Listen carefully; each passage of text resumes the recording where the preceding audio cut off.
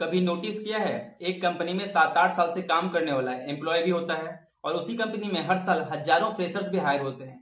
एक तरफ लोग बोलते हैं एक्सपीरियंस ही सब कुछ होता है और दूसरी तरफ कंपनीज कैंपस में प्लेसमेंट के लिए करोड़ों रुपए खर्च करती है। तो आखिर सच क्या है? अगर एक्सपीरियंस्ड एम्प्लॉय ज्यादा वैल्यूएबल है तो कंपनीज फ्रेशर्स को इतनी अपॉर्चुनिटीज क्यों देती हैं? और अगर फ्रेशर्स ही सब कुछ है तो सीनियर एम्प्लॉयज को लाखों सैलरी क्यों दी जाती है? तो आज बिजनेस के पर्सपेक्टिव से समझेंगे। हम प्रॉब्लम्स को गलत समझते हैं। सोशल मीडिया पर दो नैरेटिव्स बहुत कॉमन है।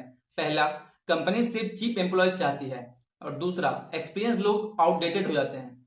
सच ये है, दोनों स्टेटमेंट आधे सच हैं। कंपनी का ऑब्जेक्टिव किसी को फेवर करना नहीं होता।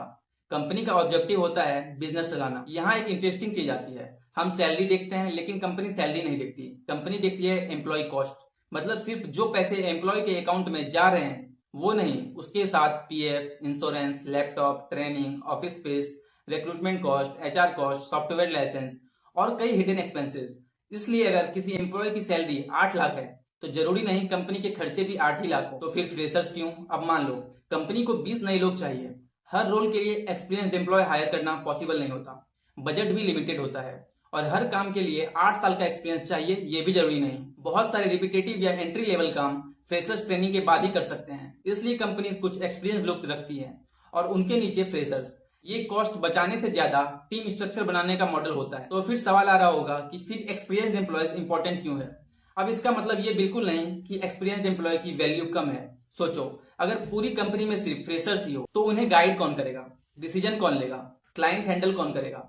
जब प्रॉब्लम आएगी तो सॉल्यूशन कौन निकालेगा? एक्सपीरियंस की वैल्यू वही होती है जहां सिर्फ नॉलेज नहीं जजमेंट चाहिए होती है। हर कंपनी अलग होती है। कहीं ले ऑफ होते हैं, कहीं हायरिंग होती है, कहीं ऑटोमेशन होता है, कहीं नए प्रोजेक्ट्स। इसलिए ये बोलना कि कंपनी एक्सपीरियंस लोगों को पसंद नहीं करती या फ्रेशर से फ्यूचर है, दोनों ही ओवर सिंप्लीफिकेशन है।